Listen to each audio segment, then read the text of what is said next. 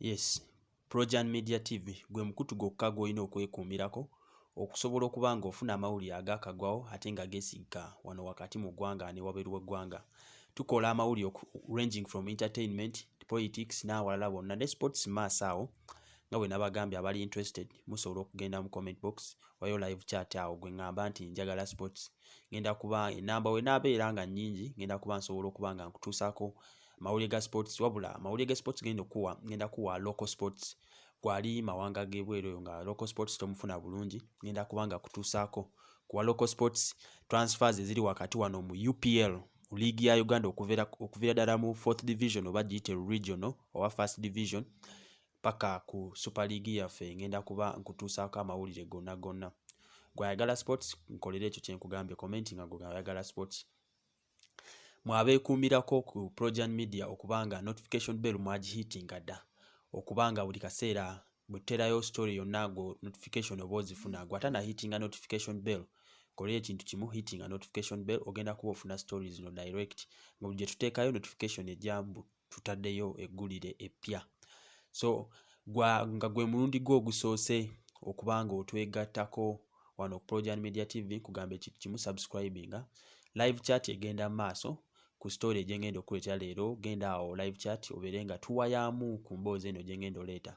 Emboozi eyo gyendeeta emboozi ya mukwano nga bwe nabasuubiza emabegako awo nakola ku story nga zali abaako alina kyatuwabulako ku by'omukwano ng'era okuwabula kwe kwali kulungi nnyo so nembaga nti ngenda kuba nga buli kaseera mbafuniyo story ey'omukwano tubeere nga tugezaako okuwayamu twewa ku magezi ku by'omukwano kuba omukwano kintu kigazi nnyo oba giyite relationship love relationships bintu bigazi nnyo ate abantu bangi abafuniddemu ebizibu abantu bangi abafuniddemu ebirungi abafuniddemu ebizibu babifunye olwakuba babuliddwa omuntu abakola ki abawabulamuuko. So ffe twavaayo ne nga nti nja kukolerangayo story nga zigezaako kuwabula ku nsonga nga zino ez'omukwano. So olunaku olwaleero emboozi gyendeese ya mukwano wabula nga sinagenda ku mboozi eyo nga bwe nagambye nti tuli mu wiiki abaana ebibuuzo bya P7 byakomyewo ba primary living examination byakomyewo. So gw'alina omwana nga omwana yatudde P7 oba yatudde PLE mu recording ka video tusobole okuba nga tusanyukamu naye tugenda kuba tukaplayinga nga stories zaffe tetunakola ki tetunaziteekayo ka recording okaweereze mu WhatsApp group yaffe. Gw'ayagala ojoininga WhatsApp group enamba yiiyo awo wansi osobola okuba nga ogiweerezako message tukuyungako otuweereze video oba giweereze mu inbox ye enamba eyo tusobole okuba nga tugiplayinga nga stories zaffe tezinatandika omwana tubeere nga tusanyukiramu nga wano Projan Media TV nga inagamba nti enkola yaffe twagaliza buli omu ate tusanyuka na buli omu ali successful.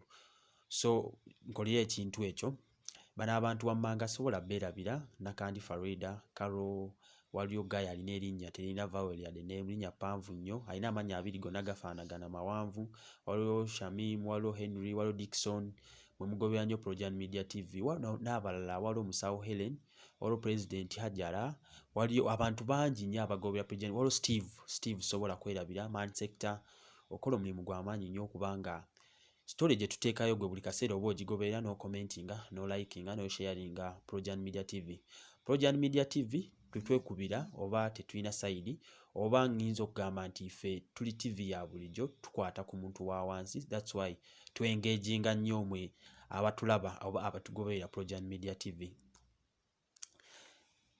Projan Media TV tukola stories nyingi leero nga bwe nkugambye nze ne story ey'omukwano ngera ekwata ku mwana muwala mwana ava mu maka magagga maka gava mu magagga ne alina ekizibu asaba kuyambibwa. So genda mu live chat yaffe nga emboozi yaffe wegenda maaso tugezeko okufuna story ku buli step ya story gy'aba tunyumiza. Ono omuwala bamuyita Robina Senfuka. Robina Senfuka alina ekizibu agamba nti abadde yeebaka ne taata we okubanga alina emyaka 14. Bwe ngamba okwebaka sigana just sharing bed wabula they have been having sexual intercourse ne taata we. Nkimanyi kikanga ate muno mu ggwanga Uganda ebintu bingi ebihappeninga ebizibu ebyokukkiriza naye nga abantu bangi abayita mu bizibu eby'amaanyi nga beetaaga kuwabula nga talina gw'asobola kwesiga na mboozi ye oba wa family oba waki naye ng'asobola ofuna guno omukutu guno ogwaffe oguliko following ennene oba nga tulina abantu bangi abatugoberera ate abantu abangi abo mmwe abatulaba mmwe mulina amagezi ge musobola okuwa omuntu ng'oyo. So ebintu bingi ebihappeninga mu by'omukwano ate abantu bayita mu bintu bingi. Mabegako awo nakwetera story ya Haji oyo Sheikh Imam Katumba owa Ekayunga bambi musajja wattu yagwa mu bizibu yawasa oba nga yawoowa musajja munne ng'amanya ali ku mukazi.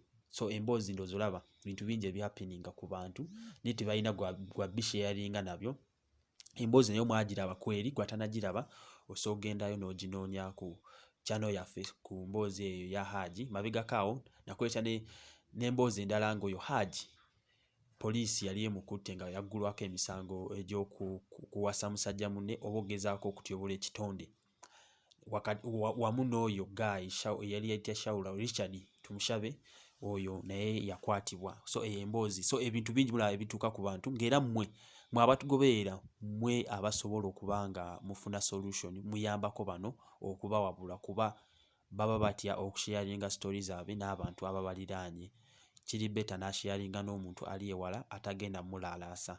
Wano Progen Media TV emboozi yo tugikipinga nga secret kyotugambye kye tukola.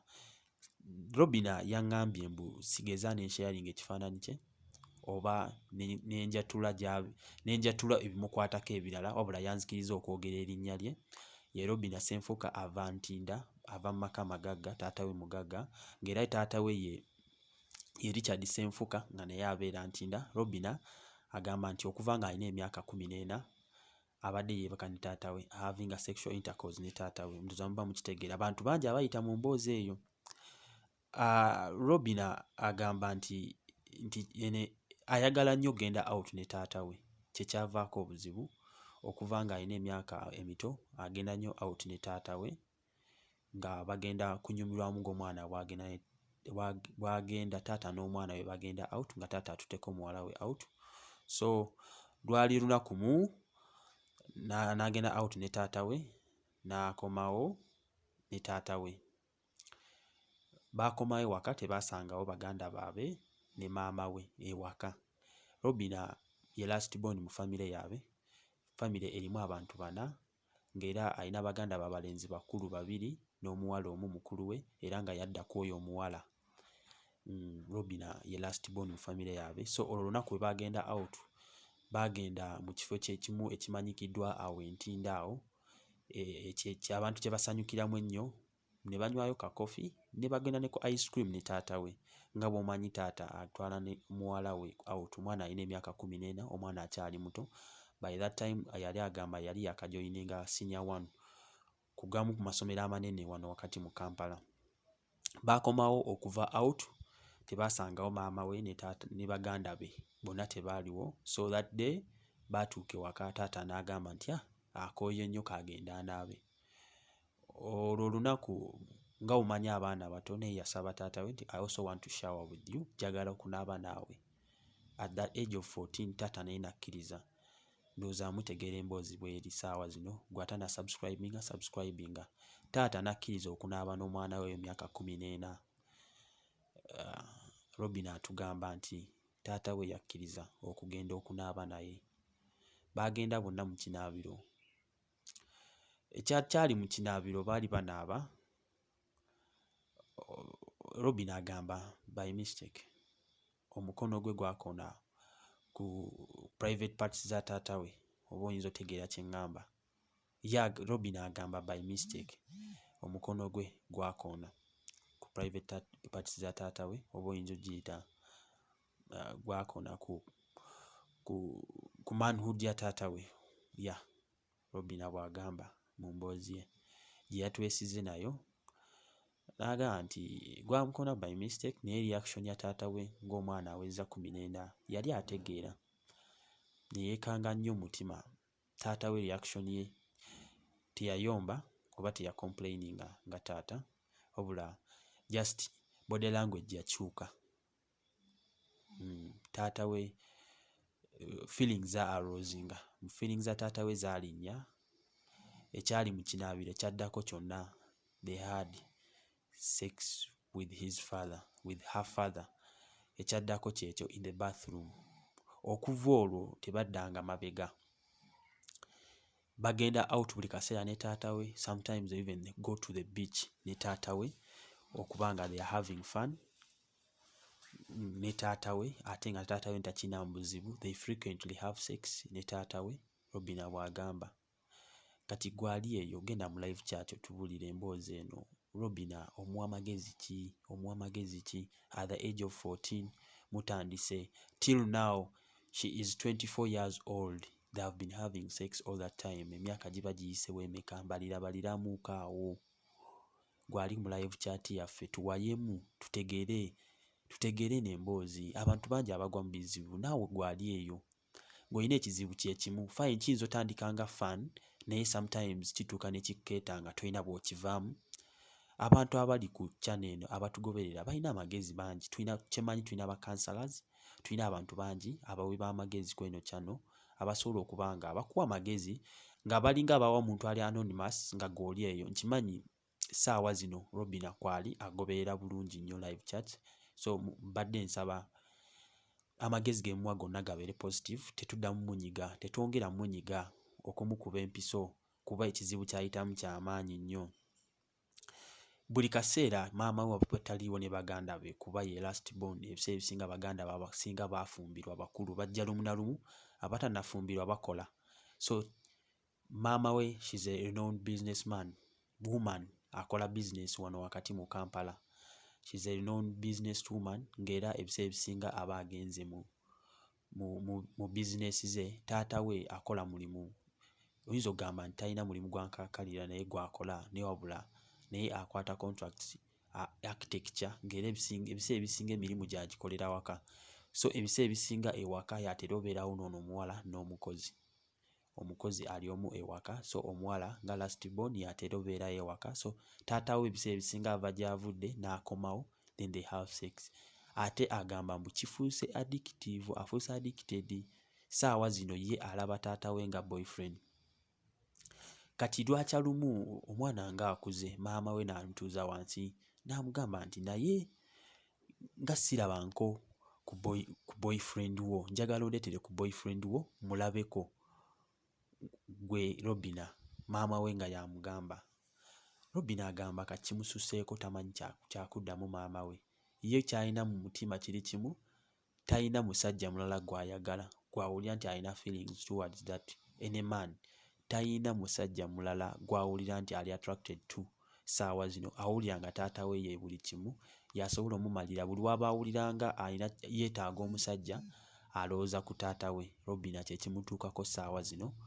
Mr. Richard Senfuka naye tetumanyi sayidi ye, naye wabula naye kusinziira Robin byayogedde alaga nti naye buli waba alowooza ku kyekimu ava ku mulimu oba gy'avudde yonna n'akomawo n'anoonya Robin. Amuweereza oluusi ne text nga gwe buweereza boyfriend wo oba girlfriend wo, n'amuweereza obubaka obumuwaanawaana nga byebyo. Amukolera surprises. Maama alowooza nti taata akolera muwala we surprise, kumbe waliwo ekigenda mu maaso ekirala. Emboozi ya Robin yeeyo. Mumuwa magezi ki? Agenda kivaamu atya? Robin atuuse ekiseera maama we amusaba amulage ku boyfriend, agezako muwabula nti si kirungi, kola bintu mu nkukutu cause you're now grown up, osomye, you're done with the university, osomye bulungi omazeeko, si kirungi at this age okukweka okolera ebintu mu nkukutu. Maama we bw'amugamba cause ye agamba nti ali free nnyo ne bazadde be, naddala maama we ali free nnyo ne taata we, bonna ali free nnyo nabo. So baddakaawo ne banyumya emboozi ng'ezo. N'amubuuza naye nalaba ku boyfriend, tondangako boyfriend wo bukyanga tubaawo. So yeyo pressure gy'aliko, maama amugamba njagala ku boyfriend wo buli kaseera. Yeebuuza akola atya okubanga saawa zino agamba maama we boyfriend amwanjulira ani? Maama we tayagala nti oba afumbirwe, wabula ayagala akitegeere nti muwala we, naye alina omusajja akola ki? Amukwanako, nga maama yenna azaala omwana nga mulungi. Gwali eyo ng'ogoberera Project Media TV, ono omuwala nze namulabyeko, y'omuwala gw'oyinza obeera awo n'oweegombesa. Agamba nti buli musajja amukwana amulabikira bubi. Basajja bangi abamutuukiridde wadde asomera ku university, talina gwa datinze, talina gwa agetinze close to. Buli musajja akwana agoba mugobe olw'ensonga nti yakimanyi nti taata we gyali agenda mu satisfyinga. Robin atuuse ekiseera yeebuuza kino ekintu akivuddemu atya, mumuwe ku magezi. Gwali eyo Robin atugezeeko okuba nga tumuyamba. Tuyambe Robin yadde tomumanyi, gwamumanyi osobola kisirikira kuba tekyetaagisa kwatuliza. Yatwesize tetugezaako ne tuwaayo ekifaananyi kye. So ekifaananyi kyonna ky'olaba si kikye. Ekyo ekifaananyi si kikye ekiri running awo. Si kikye ne wabula Robin yeetaaga buyambi. Eno emboozi efaananako bweti tugenda kuba tugikutuusaako buli lunaku wakati w'essaawa 6 n'essaawa 8 wano ku Projan Media TV. Njagala obeere bulindaala tubeere nga tuyamba abantu bano kuba waliyo n'abalala abatutuukiridde nabo balina ebizibu bingi bye bafeesinga ebiringa bino. Bantu bangi abalina ebizibu ebitakkirizika. Team Oman, Team Saudi Arabia, Team USA, Team Kasokoso, Makerere, mwenna saba muyambe ono omuwala Robin Senfuka yeebaka ne taata we ate naye atuuka ekiseera nga maama we amubuuza omusajja naye ate kye neebuuza kituufu maama we kubanga amubuuza omusajja ssaawa zino? Maama alina eddembe libuuza muwala we omusajja? Gwali eyo Projan Media TV tunoonya magezi ge tuyinza kuwa Robin okusobola okuba nga ava mu kino ekizibu. Akola atya? Commenting awo mu live chat yaffe essaawa zino tusobole kubanga Robin tumufunira ku magezi asobole ava mu kino ekizibu. Gwali eyo ng'alina similar problem. Bantu bangi kyemanyi abalina similar problem naye nga tasobola kuvaayo kwogera. So eno eringa opportunity, amagezi gonna gemuwa kye mulina okumanya temuli gawa Robin yekka wabula waliwo abantu bangi abayita mu mbeera y'emu naye nga tebasobola kuvaayo kwogera mazima nti eno embeera gye bayitamu. So obuyambi amagezi gonna g'owa gagenda kuba gayamba abantu bangi nga si Robin yekka. Gwalina omwana ngwira okujjukiza, gwalina omwana yamaze P7 sharinga naffe essanyu naffe tusanyukire wamu. Omwana mu recording ka video ng'ayogera amannya ge g'abasooka nago, essomo ly'abadde asomerako, aggregate yafunye n'obubaka nga yeebaza ababadde bamuyambyeko ogwo omwaka gwayiseemu ng'amala P7 ye. N'ekirala akubiriza abantu okusubscribinga ku Projan Media TV. Ekyo kyokka kyaba atukolera. Gwayagala ojoininga WhatsApp group, WhatsApp namba eri awo wansi, giweerezeko message. Naawe alina video ng'oyagala giweerezeko WhatsApp message. Tugenda kuba tuplayinga video zino wakati mu stories zaffe oba nga stories zaffe tezinatandika. Projan Media TV n'agamba tetukola stories zino zokka wabula it's a big company. Tukola emikolo n'embaga. Gwalina omukolo gwo osobola ogutukwasa ne tugushootinga ne tukola videography ne photography. Gwalina akalango ng'oyagala kukola akalango katukwase. Abalina corporate events zenna. Nenga maliriza Robin tumuyambye tutya? Robin abeera ntinda, mbabeera mu maka amagagga, ate ekizibu kyava ku ki? Ani yawabya ani? Bambi tuyambe Robin, subscribinga, likinga, commentinga. Obuyambi bwo oba message yo eyamba Robin ajja kuba asiimye. Nkimanyi ssaawa zino kwali ku live chat naye kwali alaba message zammwe zonna. Tweyongereyo okubanga tunyumya, tuwaya, tuwa ku magezi. Naawe omulala ali mu kizibu kye kimu osobola okuba ng'oyambibwa. Weebale nnyo, weebalire ddala.